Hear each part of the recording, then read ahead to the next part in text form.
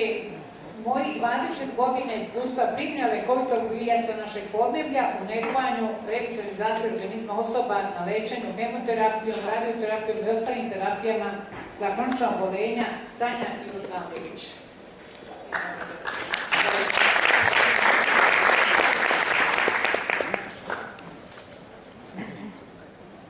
Dobro večer vam želim i zahvalnost svima koji su mi pružili mogućnost da iskustvo u negovanju lekovitim biljem sa našeg podneblja podelim sa vama. U našoj zemlji svake godine od raka oboli jako veliki broj ljudi, preko 30.000 i jedno dete svakog dana. Svaka porodica ima bar jednog člana kome je dijagnostikovano kronično oboljenje. Problem neželjenih efekata bilo koje terapije kronične, a naročito hemioterapije i zračenja, još uvijek nije rešen ni u jednoj zemlji sveta. I samo oni koji sada ovog trenutka prolaze lečenje istinski znaju kako to izgleda. Ja sam po struci pedijatrijska sestra, a po duši sam holistička negovateljica, sa dugogodišnjim iskustvom u negovanju i revitalizaciji organizma. Cilj mog rada danas je da vam prikaže sledeće. Kako lečenje hemioterapijom i zračenjem može proteći bez neželjenih efekata i posledica? Koliki je značaj detoksikacije i nege osoba na terapiji za kronična oboljenja? I kako nega lekovitim biljem u palijativnom zbrinjavanju pruža život dostojan čoveka? U jednom trenutku moga života, negujući osobe u teškom stanju organizma, pomislila sam kako takvo stanje nije dostojno čoveka.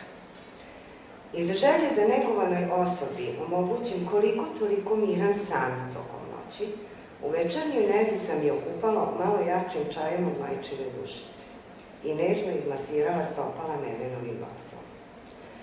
Sutradan me dočekala druga osoba. Boja se vratila u obraze, vratio se apetit i bila je nasmejana. Od tog dana fitoprocedure su postale sastavni deo načina na koji ja negujem. U nezi sprovodim osnovne fitoprocedure za brzo obnavljanje organizma, a to su mini kupka od lekovitog bilja, stimulacija tačaka na telu uglavnom šveden-viterom, masažu šaka i stopala kantarionovim uljem ili nevenovim balsamom, detoksikacija organizma biljnim čajem. Postoji još niz fitoprocedura za brzo obnavljanje svakog dela tela, u vidu čajeva za ispiranje, obloka i sličnog. Svakog dana negovanja sam učila o brzom dejstvu lekovitog bilja, kao i o čudesnosti čovekovog organizma. I naučila sam da svaki deo tela, kome se istinski posvetimo, pokazuje ubrzanu moć obnavljanja. Tako da sam došla do sledećih zaključaka i iskustava u palijativnom negovanju.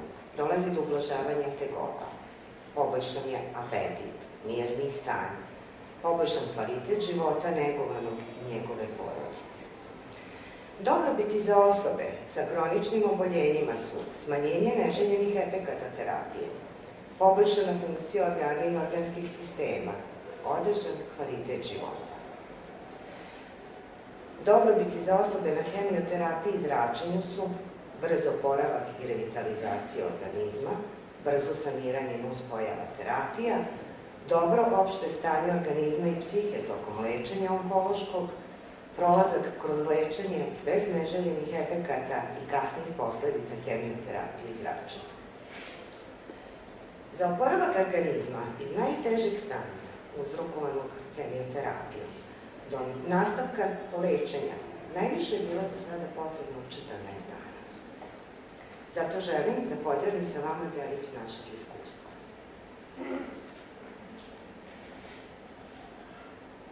U 2003. godine dečaku od 14,5 godina je dijagnostikovana akutna mieloblastna leukemija.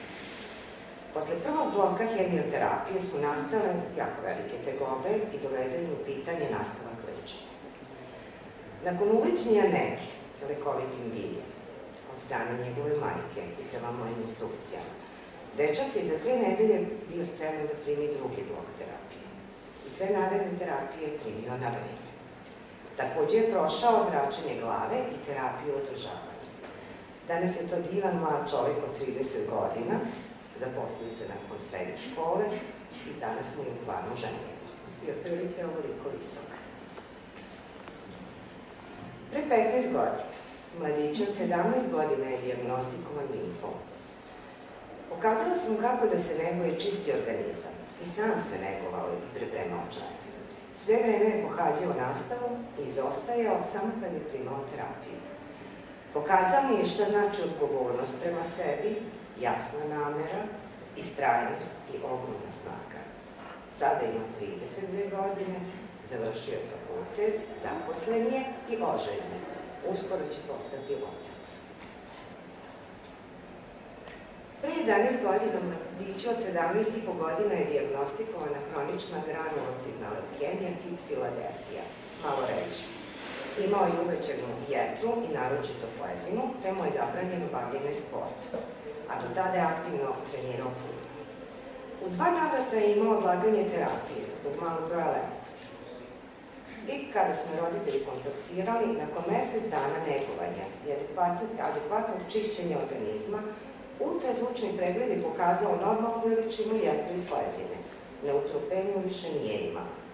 Danas je to divan mlad čovjek koji živi život punim plućima, proputovao je svet, ima ćerkicu od 6 meseci. Kažu da slika za mene 1000 reči. 2013. godine devojčica od 6 godina je dijagnostikovan rakovni sarkom u usnoj dupli koji je bio vrlo blizu velikih krvnih sudova koji vode u mozak. Ona živi u Austriji, tamo je i leče. Zove se Mija. Prva slika, oboljenje je tek dijagnostikovano i za 2 dana treba da primi prvi blok terapije. Druga slika, slika 2, primila je prvu terapiju, nastao je pankreatitis. Mija počinje da povraća, ima dijareju, jake bolove u stomaku, gubi u težini 2 kg za jako kratko vreme i jako iscrpljena. Dovedeno je u pitanje nastavak lečenja.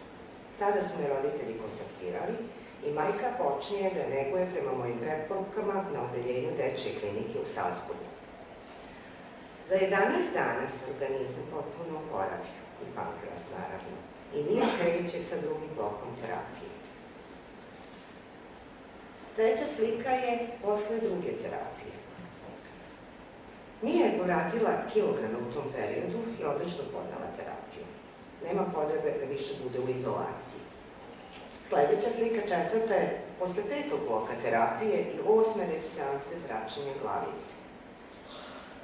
Majka besprekorno sprovodi preporučen program nege i detoksikacije i Mija odlično podnosi sve terapije. Sve vreme je aktivna, više nije u bolnici nikad. Sem kad je na terapiji.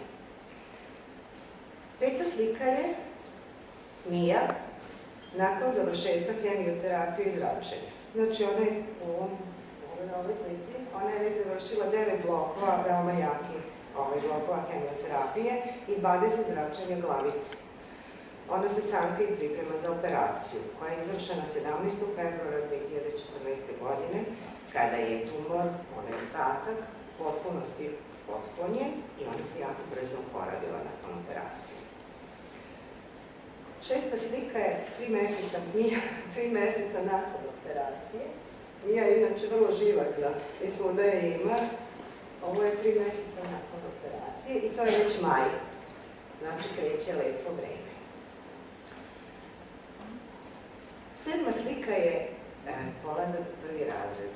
Zato što je tog septembra 2014. godine Mija krenula u 1. razred i počela da trenira karate. Tokom 2015. trenira karate i 2016. godine osvaja prvo mesto na juniorskom prvenstvu Austrije u karate. 9. slika je Mija sa 9 godina.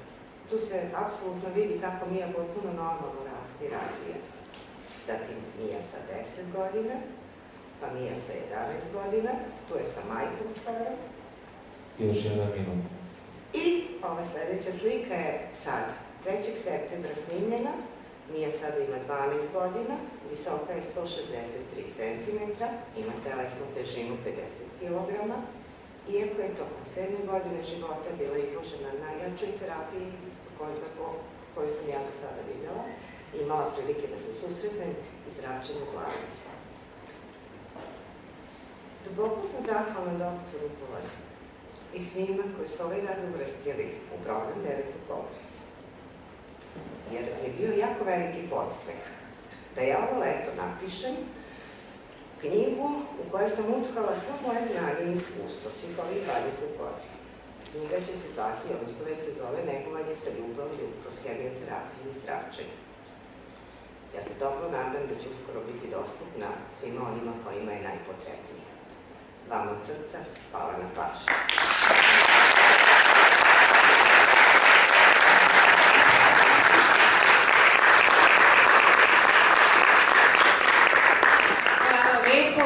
Jednom zaista jednom izuzetnom referatu, veoma sa velikom pažnjom sam slušala, jer moje dete je to preživjelo i znam što znači radioterapija i hemoterapija i opasna zračenja koja nisu nimalo dobro.